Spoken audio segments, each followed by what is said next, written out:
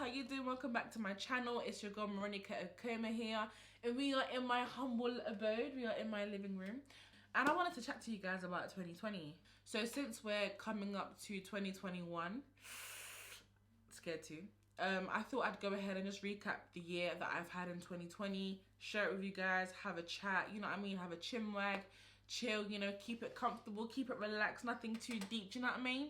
So I feel like 2020 for me was pretty much a year of mixed emotions, because personally so many great things were happening in my life, but then it was battling the fact that I'm feeling great about particular things, but then the world isn't, my community isn't, do you know what I mean? People are mourning. So I think it was a difficult year in terms of that, but I'm just going to run through my year from January to now, and then just basically chat with you guys about how my year was essentially. So I pretty much started off January 1st. I remember that was basically when I had finally announced on Instagram that I was pregnant.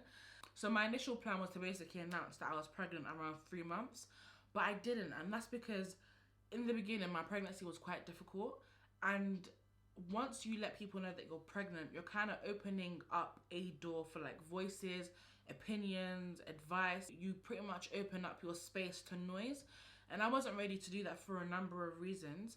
Firstly, with my pregnancy, I was struggling mentally. Oh, and if you're new to this place, yeah, this is a transparent channel. Like, I don't sugarcoat things. I like to be real honest, because I feel like if I'm not honest, I'm just doing you a disservice and there's just no point. Do you know what I mean?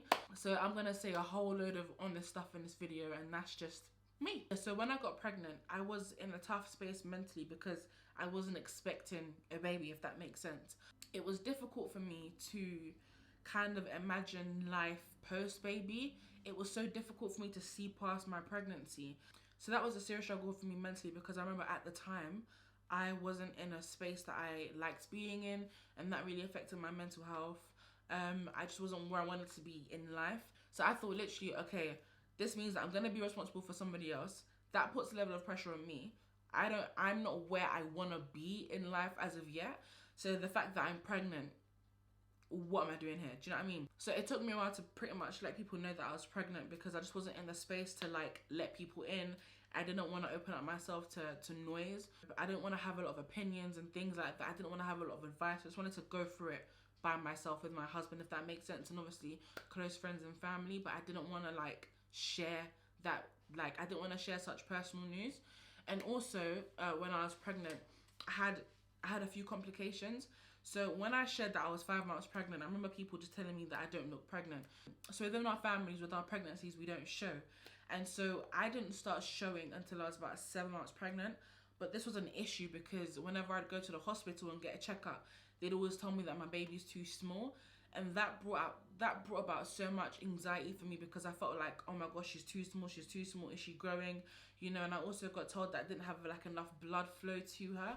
So with all of those complications within the pregnancy and having to go to the hospital like weekly for checkups to make sure that she was growing, it just added a lot of pressure to my pregnancy, which is why I thought I want to keep this news to myself. So entering the new year, I had basically just announced or shared that I was pregnant.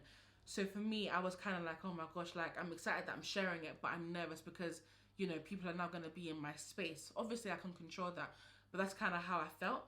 And yeah, so that's how January was for me. Along with that as well, in January, myself and my husband finally launched our business, Okoma Apartments, and our first unit was located in Birmingham. Now, I'm 5 months pregnant. I'm up and down, traveling from Birmingham to London to Birmingham, sometimes by train, sometimes by car, and it was just so hectic. I mean, it was a great time for us just as a couple, as a married unit, because we were finally stepping out and launching our business. But it was like just so costly. Like getting tickets to go Birmingham and back was so costly. Renting out cars was so costly. So we kind of in that moment took a leap of faith, because we were putting money into something that we didn't know would work. Obviously we knew we were gonna make it work, but we essentially just took a leap of faith and started our business, which was great. But like any other business, the amount of work and effort that it took to grow it in the beginning and even now was just, it was a lot, especially with me being pregnant. It was a lot. So yeah, January was amazing, but there was just a lot of work involved. And so because January was so like exhausting for us, February we had a family holiday. So we went to Dubai, myself, my husband and his family. And Dubai was such a vibe. Like, Dubai was so much fun. Like, I would recommend Dubai to anyone. I know right now everyone's auntie, cat and dog is in Dubai, but I went before, like, I knew that Dubai was a thing like that, and it's amazing. Like, it's actually amazing. So yeah, when we flew out to Dubai, I think I was about 6.5 to 7 months pregnant. I think it was more so 7 months. And honestly, Dubai was lit. One of the reasons why I loved Dubai was because it was almost as though my symptoms didn't follow me overseas. It's so weird. So when I was pregnant, like, I had a lot of morning sickness, I had a lot of nausea, I had a lot of influx and heartburn, and I was so afraid to, like, literally go to Dubai and do life, because I thought I'm not gonna get to enjoy. Like, I'm gonna be throwing meals up, I'm gonna be feeling sick 24/7. Like, I'm not really gonna enjoy it. But it's weird because once I landed there, like, none of my symptoms were in Dubai. Like, Dubai was like stress free. Like, I had no morning sickness, I had no nausea, I had no influx. I don't know if it's the air, if it's the heat, or if it's the food that they have in Dubai, but listen, I was a baby girl. What? I'm not gonna lie, like, I was doing bits in Dubai. I was so buff. Like, I felt like that was when I was, like, in my prime pregnancy moment. Like, I felt like I was glowing. I was just giving, look after look after look. Like, I literally felt like I was glowing. Like, I was just doing the most. Like, I was literally just, like, makeup, look, picture, outfit, chill, beach. Like, we were literally just living life. Like, Dubai was just needed. It was just so much fun. It was like a seriously needed break. And then we came back to London and we hit March. And that's when Boris is like, yo, lockdown. Lockdown was great for me. Like, it wasn't difficult like that, but it was just different. So during lockdown, couldn't go anywhere. And I was, like, in my last trimester. My last trimester, when I say it was the ghetto, sis, this trimester was so mad. Like, once I got back into London, I hated it. I just hated being in London. It was just so ghetto for me. Like, literally, like, I remember I had a boil in places that you shouldn't really be getting boils at. Like, let me just say that. Like, I couldn't walk, couldn't sit, I had a growing bump. It was so much, it was so much, just like, it was hard.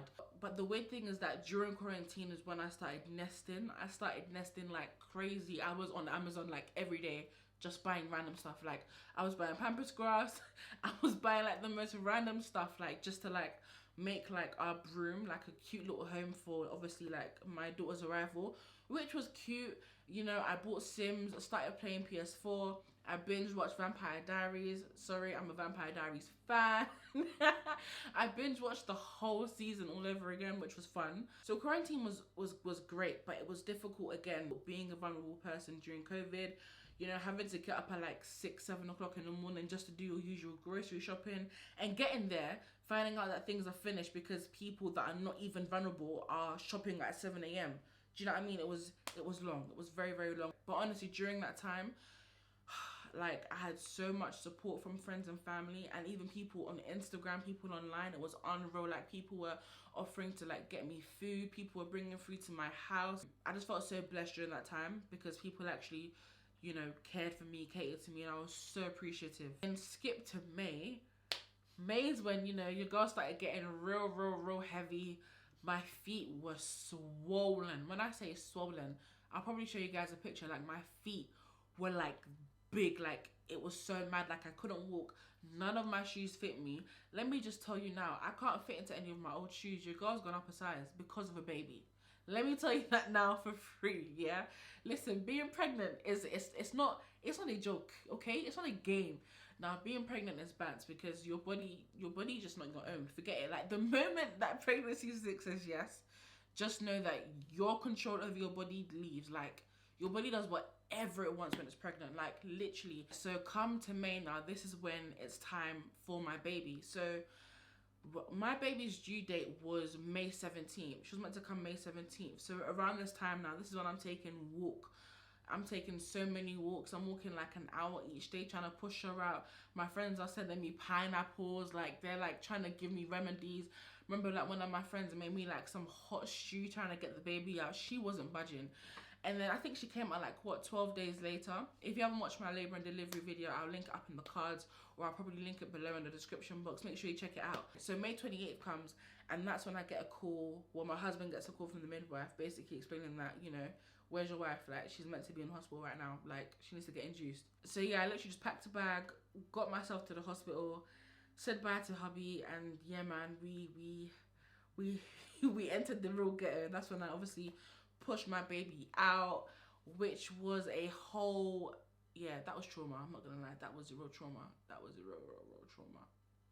Anyways, yeah, so I gave birth to her, which was amazing. And then we came back home, so that was May.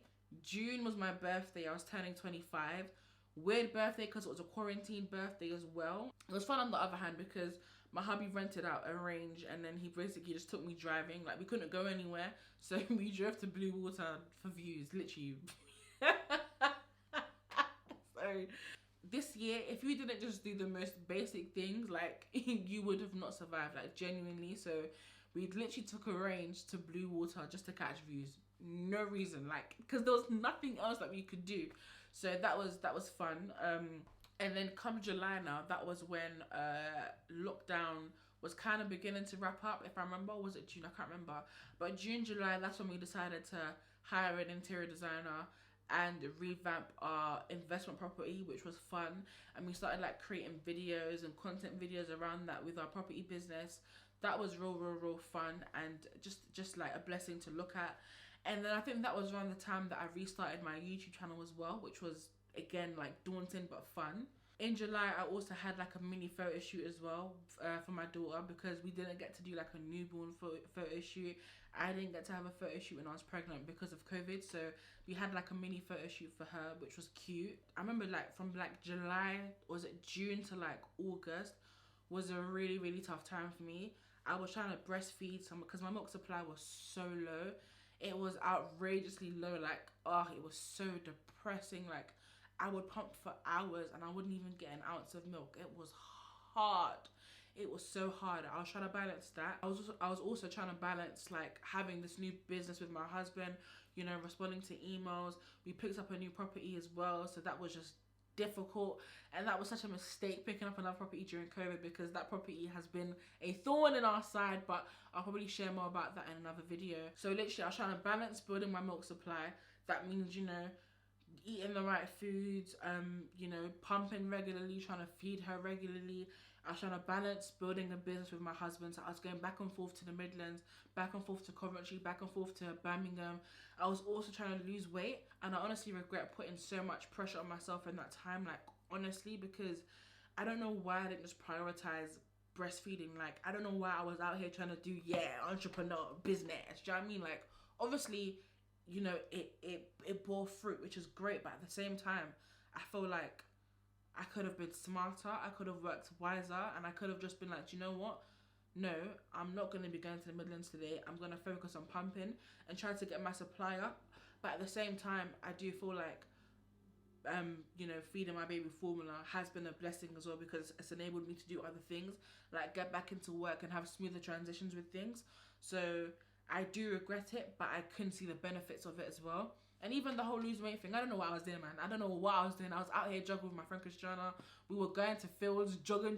I don't know what I was doing, because it wasn't the time. And that's what I mean, like, it just was not the time. It was not the time for me to try and lose weight, because I was actually putting pressure on my body, and my body was not ready for what I was trying to do to it. It was not ready. So I remember that time was just difficult. I'd spend nights crying to myself because, like, I literally had no milk supply. It was so hard, like, mentally. I had so much mum guilt. I'm even getting teary. I had so much mum guilt with not being able to breastfeed my child.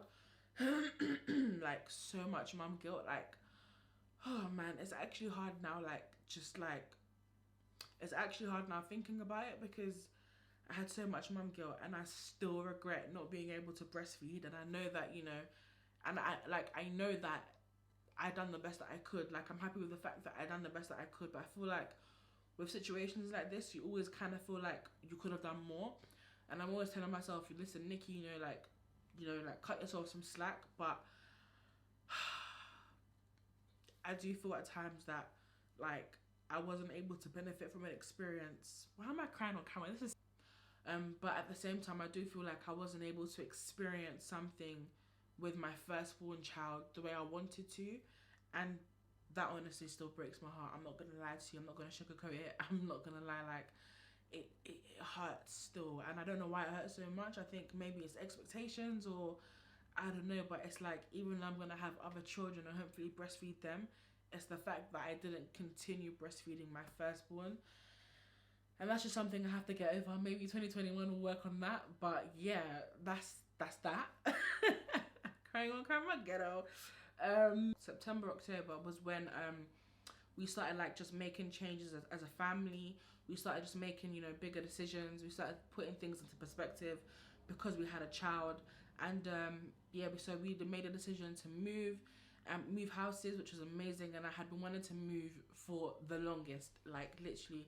So we made the decision to move, and we also made the decision for me to get back into actual full-time work, just due to like different priorities, and just due to having a child and wanting your child to basically have the best start in life. So you know, we made the decision to add that to my plate. No, I'm joking. Am I joking? We moved houses like ending of October, early November. Went on a few date nights, which was nice. And then November came. November was just here. No, so November was when I pretty much started work.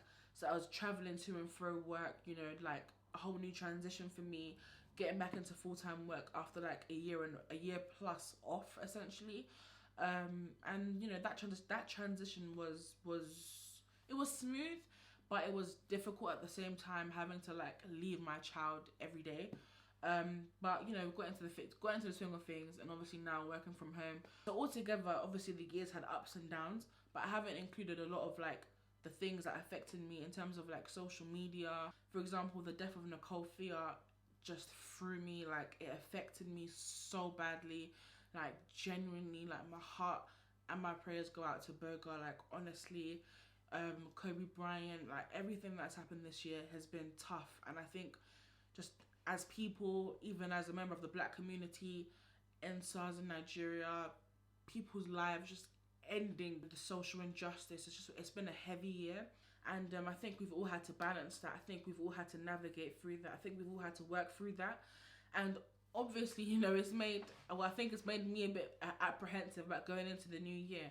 I'm excited about going into the new year, but at the same time, I'm nervous because I'm like, bruh, bruh, do you know what I mean? So the year overall has been a tough year, but I think I'm appreciative because just me as a unit and as a family, I think we've grown, and I think we've made hard decisions, and you know, we've gotten through some tough things together. You know, pregnancy, labor, breastfeeding, and just other personal things that I've had to conquer through. So overall, you know, that's how 2020 has been. 2021, what am I looking forward to? I'm just looking forward to growth, personal growth within my family, making more decisions. I'm nervous as hell for the year, I'm not gonna lie to you. Entering into the new year, what am I gonna do differently, or do I have any New Year's resolutions? I mean, I have a few. For example, this channel, I'm hoping to get this channel to 5,000 subscribers. I mean, I think it's doable. I can try, you know what I mean? I can try. So that's one of my goals for the new year. A girl needs to drive. Like, nah, man. Like, I've been doing passenger babe for a long time, but I know that myself that I'm not driving anywhere, am I? I enjoy the passenger life, don't I? I think 2021, the biggest thing that I do want to work on is just what I want to do in terms of like creatively. Like, I enjoy writing, and I feel like I neglected that a lot this year, so I definitely want to do that next year. And I want to have fun, you know, I want to enjoy moments, I want to love well, I want to eat well, but I also want to exercise well.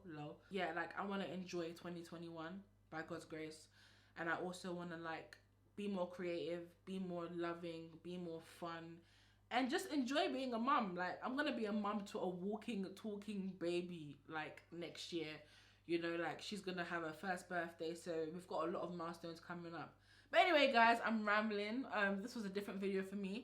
I hope you enjoyed it. I'm out here breaking a sweat. Let me go ahead and end the video here.